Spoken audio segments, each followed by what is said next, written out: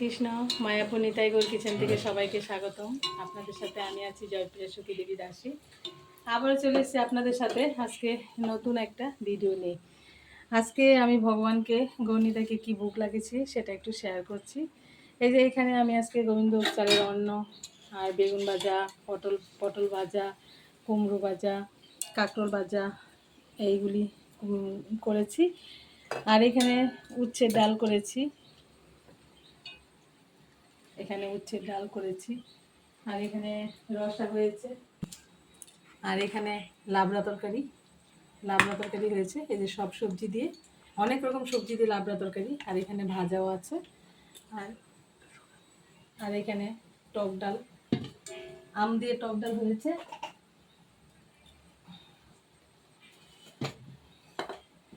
এখানে পায়েস, গোবিন্দভোগ চালের পায়েস হয়েছে।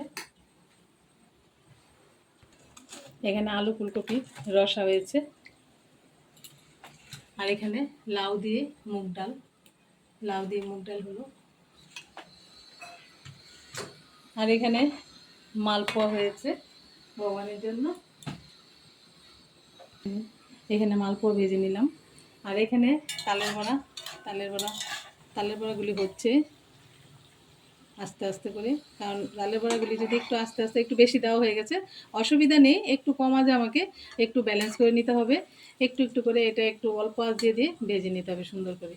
একটু বেশি দেওয়া হয়েছে তাড়াতাড়ির মধ্যে, তো ভগবানের ভোগের রান্না, এতগুলি রান্না করতে গেলে একটু সময় লেগে যায়, তার জন্য আমি একটু তাড়াতাড়ি করতে গিয়ে অনেকগুলি দিয়ে দিলাম। এটা ঠিক আছে, আস্তে আস্তে হয়ে যাবে সুন্দরভাবে।